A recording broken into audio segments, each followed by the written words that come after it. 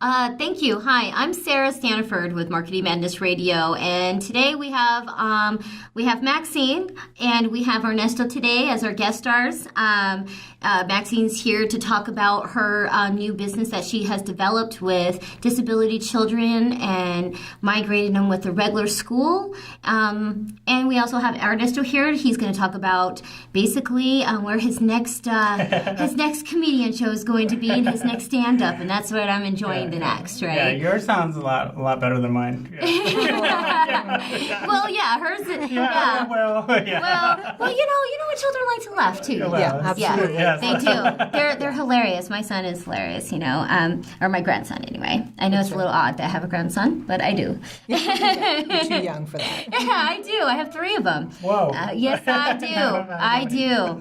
Yes, I am Mexican. We have children early. Just letting you know. So I'm here with Maxine, and tell us a little bit about you, and tell us about your business. It's a place for everyone. I kind of want to know a little bit more how you started, how you became here, and what do you see as this a future? Well, thanks, Sarah, for having me. It's an honor to be here. Great to meet you, Ernesto. Nice It's to meet you. a real privilege. Place for Everyone Learning Center has come about for me over the last probably 10 years. Very seriously, probably the last 4 years. I've been a nurse for 27 years. Dabbled here and there, a lot of specialties in adults and pediatrics. My husband of 26 years, God bless his soul, has stuck by me. In the military guy, we've been able to travel around. I've gained a lot of specialties that have enabled me to gain a lot of education to put towards taking care of special needs kids and building a resume, and it just seemed that I should share that knowledge. Last 10 years, we've taken care of probably about 13 kids through our home with challenges and needs, and just felt that we wanted to expand that into the community, seen a lot of need for the service to help parents and give them a break and help the kids and migrate a better understanding. Right. And I do agree with you. With kids, kids are kind of mean. I don't want to be mean to your kids, you guys, but they are mean. Yeah. Children are mean to other children. So I want to make sure that at least everybody knows that. And the reasons why I feel like I'm so passionate about helping you and at least bringing that to life is because I have experience with that. My grandson has autism, and I do not want him to be in a special ed class and be segregated. I want him to migrate with other children because I think children learn off of children. We learn off of each other, so why wouldn't they learn off each other? I just don't get that concept of the education system now anyway, but I think what you're doing is just the most beautiful thing, and really having an understanding of it. Not many people have an understanding. I come from a line of teachers. My whole family's teachers, and we work with disability children all day long. I personally am not a teacher, but I'm a teacher on how to be successful in your business and how to grow.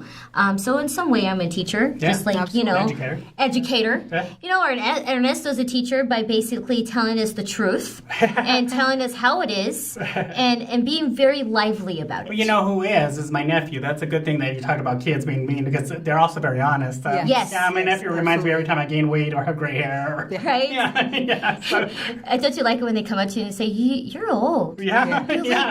Well. No, I didn't think I was old.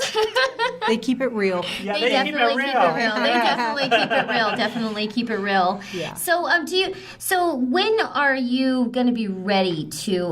When is this going to be open and ready? Is it going to be the 2018? Is when you're launching everything? That is what we're projecting. We're working on solidifying a site now, and staff coming together, and parents are, waiting. Therapists, behavioral, medical, occupational physical therapists. There's a lot of community resources that we've been blessed to connect with, and hodgepodge of great resources that we're anxious and excited to share with Right. families Nice. when they come in. So what kind of services are you kind of like bringing on to your company? Like what kind of different services? What makes you different from every childcare out there? What makes you different by your services that you're providing to the community?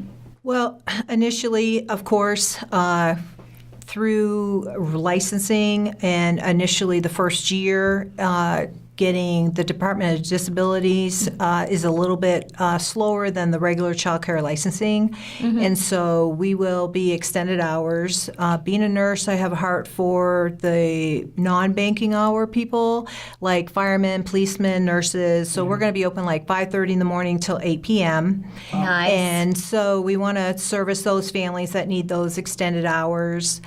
And after school programs for kids who need to come and learn life skills, special skills, social skills, tutoring, the usual childcare settings, but lower ratios. Staff that's advanced trained in and educated in medical and behavior techniques and alternative communication that most of these children don't communicate normally, or they're not able to. Right. So Right. frustration is a big key to why they have behaviors. And Yeah. so And they usually kind of, Yeah. and what they do in school is they end up just putting like not even a star, it's like a sad face. What they don't understand, just imagine if you guys couldn't communicate with each other. What if we couldn't communicate and I'm like, hey, I want a piece of bologna. I don't even like bologna. But if I wanted a piece of bologna, how would I tell you? Yeah. Right. You know what I mean? And I see that because my grandson doesn't speak at all. He speaks to what it is. Like he'll say, I'm happy. And that would be the whole thing. He said, I'm really happy about this, but he's happy. So there's not really sentences that go with it. But I do agree. We do have we have schools for him, but not in the way you have it set up. And I kind of like that, the way you have it all streamlined together, the professionalism as far as your psychologist, you're an art. The way I respect is that you're a registered nurse. I like that fact that I know that if I take my child there, they're going to be fine. But even that, like parents, have you ever had left your child at school in the aftercare program is done and your kid's waiting right there on the curb? Yeah. Yeah, I want to be able to pick up my children at 8 o'clock. Because these people nowadays, look at bankings, they're not closing at banking hours sometimes. You're leaving at 6. Well, the child care place closes at 6.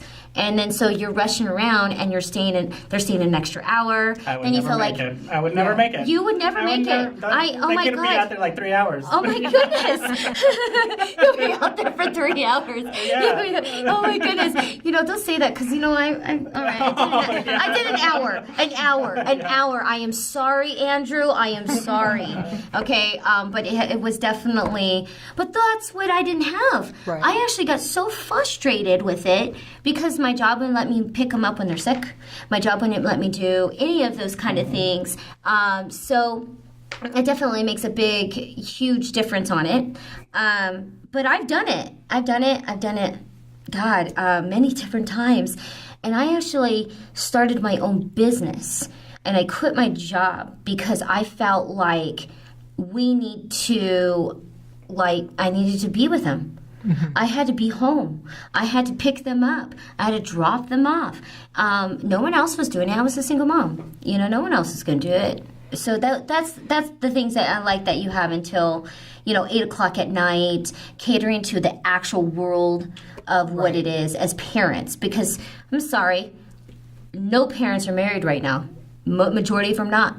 We're all single parents. well, and the ones who are married would like to stay married, so they need a date night, or they need to be able to go out to dinner, Yeah. and they need to, moms and dads need to go to the gym if they want to go to the gym, and they need to go to the dentist and have their teeth cleaned, and their their children need to be in a safe, fun place and learning from each other. And it's the empathy that the typical kids learn from the non-typical kids, and vice versa. And you're building leaders in the community, and because they do grow up. And when we're adults, we're not separated.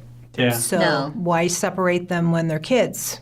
And True. that's kind of where my passion is. And parents are in the trenches every day, loving these kids, and I just want to give back and educate.